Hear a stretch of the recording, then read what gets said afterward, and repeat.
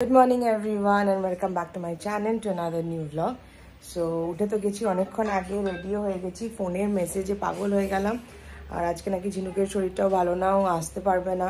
তো আমার লাইনটা প্রচুর কাজ রয়েছে, জানোই সোমবার দিন সাংঘাতিক ব্যস্ততা থাকে। তো একবারে ব্রেকফাস্ট টেবিল দিয়ে শুরু করছি। তানু আছে, তানু আর আমি একসাথে এখন ব্রেকফাস্ট করবো। তানু আজকে বেরিয়ে যাবে, মা আসছে। মা ওই যে গাড়িতে আসছে, তো সেই গাড়িতেই তানু ফেরত যাবে। তো এবার মা আসছে, দিদানকে নিয়ে আসবে আজকে আমাদের বাড়িতে। তো সেই জন্য মা আসছে, মা থাকবে। তো এবার আর মায়ের সাথে একজন আসছে, মা সাথে আসছে, তোমরা সবাই চেনো, সেটা হচ্ছে পিঙ্কি আসছে। পিঙ্কি কন্ট্যাক্ট করে মার সাথে। অ্যান্ড দেখো, রাগ এক জায়গায়, ওরও একটা লাইফ আছে, ওর ডিসিশন আছে। হ্যাঁ, ও ভুল করে ফেলেছে, অ্যান্ড সেটার জন্য ও সরিও বলেছে, সো দ্যাটস ফাইন। কিন্তু আমার যেটা একটাই কথা, মানে যেটা আমি মাকেও বলেছি, সেটা হচ্ছে আমার একটাই want, I don't want Gullu to meet Pinky. Because কি হয়, ওর একটা আশা, ওর একটা মানে কি বলবো, ওর এখন হয়তো একবার দেখলে মনে হবে ওর সঙ্গে আবার দেখা হবে, ও আসবে, থাকবে। তো সেই কষ্টটা আমি গুল্লুকে একদমই দিতে পারবো না। তো আমার ওটাই চাওয়া ছিল, মাকে ওটাই বলেছি যে এটা আমি পারবো না করতে, বাকি ইটস ফাইন, নো প্রবলেম। আজকে ব্রেকফাস্টে আমি আর তানু খাচ্ছি হলো ডিম স্ক্র্যাম্বলড এগস, আর খাচ্ছি হচ্ছে আলু ভাজা, আর এখানে আছে গরমা গরম রুটি। আর এই রুটিটা ভেবো না যে এরকম পোড়া, এটা আমি দিদিকে বলেছি পোড়া বানাতে, মানে আমার একটু ভালো লাগে বেশি ভাজা রুটি খেতে। আর এই যে আমার গুল্লু পুপু, ওর ব্রেকফাস্ট হয়ে গেছে, ওষুধ খাওয়াও হয়ে গেছে, খেতে বস। তানুরও কিন্তু একদম অভ্যেস হয়ে গেছে, বল এগুলো পড়া ম্যাক্সিগুলো। আলিপুরে ওকে দিয়ে দিয়েছি কয়েকটা, ওটাই পরে ওর মানে जिसने एक बार पहन लिया उसका बस ये फिक्स हो गया। See you next week. Next week না এই উইকে। হ্যাঁ, এই উইকে দেখা হচ্ছে স্যাটারডে। এবার একসাথে থাকবে। আজকে তো ঝিনুক নেই, এখানে ডিসপ্যাচের সব রেডি করছি।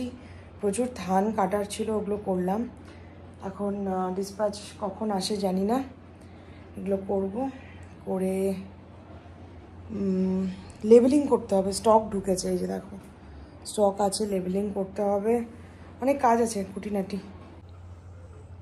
এখন আপাতত এই যে চারদিকের অবস্থা, আমার এখনও নিতে আসেনি ডেলিভারি। একদিকে ধান, এখানে সব ধান, মাত্র ফটো তুললাম। আর এগুলো এখনো করতে পারিনি, যেরকম বললাম।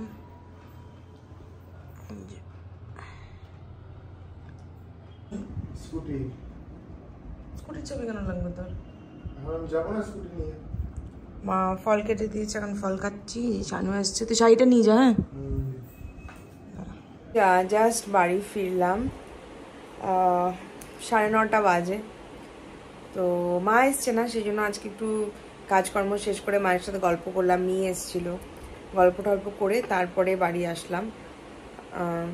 মুখ চোখ দেখো, মনে হচ্ছে তেল বেরোচ্ছে পুরো। এখন ফ্রেশ হব, ফ্রেশ হয়ে আজকের ব্লগটাও আপলোড করতে প্রচুর লেট হয়ে গেছে। তোমরা আমাকে ইনস্টাগ্রামে 2-3 জন মেসেজ করেছো যে ব্লগ কেন দিচ্ছে না, ব্লগ আসলো না কেন।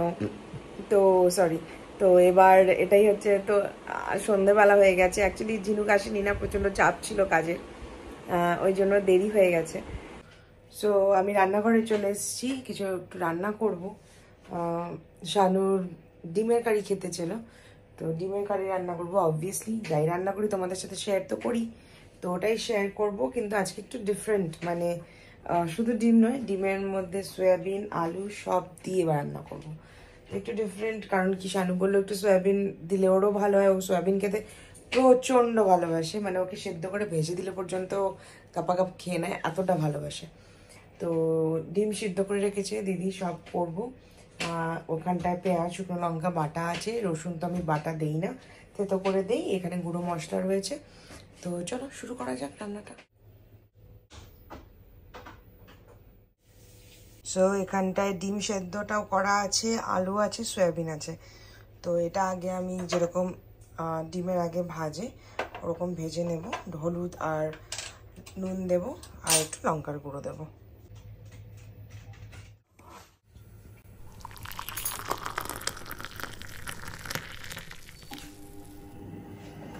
সো তেল গরম বসিয়ে দিয়েছি আর এখানটায় সয়াবিন, ডিম আর আলুতে হলুদ, লঙ্কার গুঁড়ো আর নুন দিয়ে দিয়েছি। এবার এটাকে মেখে ভাজতে বসাবো। তেল গরম হয়ে গেছে, এবার এটা পুরোটা এখানটায় দিয়ে দেবো ভাজতে। এগুলোকে আগে এখানে উঠিয়ে রাখলাম, আগে সয়াবিন আর আলুটা দিয়ে দিই।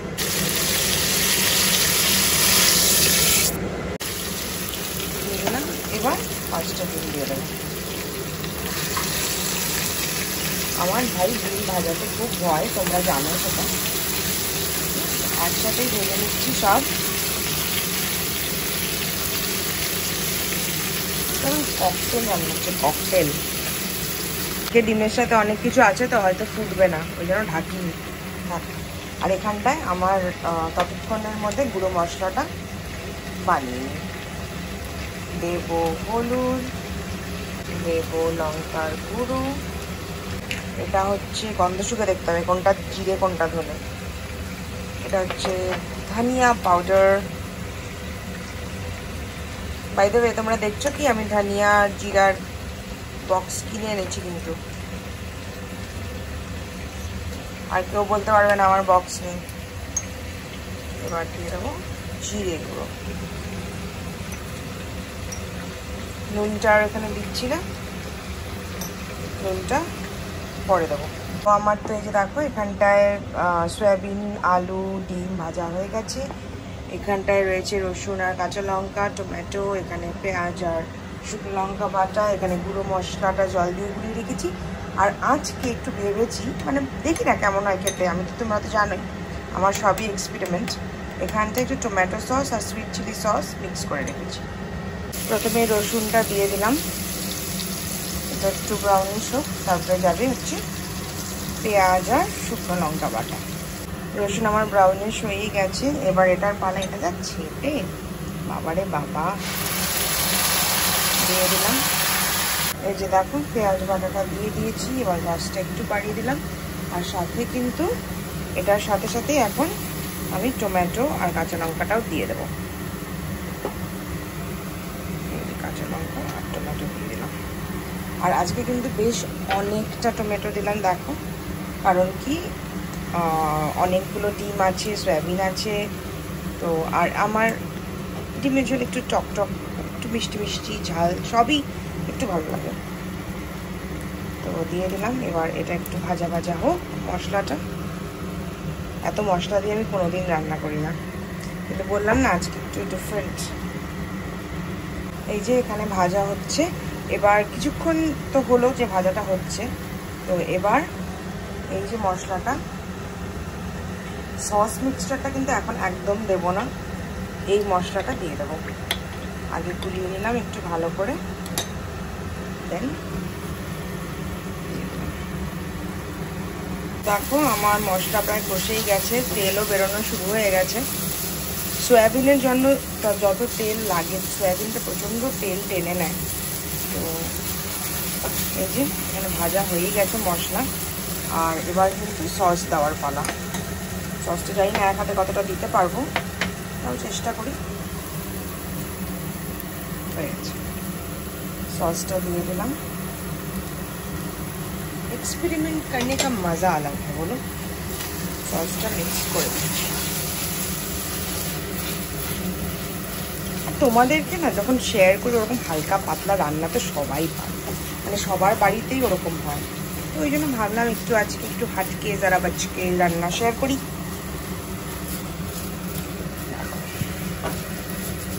কি লাগছে গ্রেভিটা, মনে হচ্ছে বাবারে বাবা। হয়ে গেছে, এখানটায় মিক্স হয়ে গেছে। আমি একটু পরপর গন্ধ শুনে দেখি যে কাঁচা মশলার কোনো গন্ধ বেরোচ্ছে না, তো আমার ওটা খুব বাজে লাগে, ওটা আমি নিজে একদম মুখেও নিতে পারি না। ভাজা হয়েই গেছে, এবার আমি এই পুরোটা দিয়ে দেবো।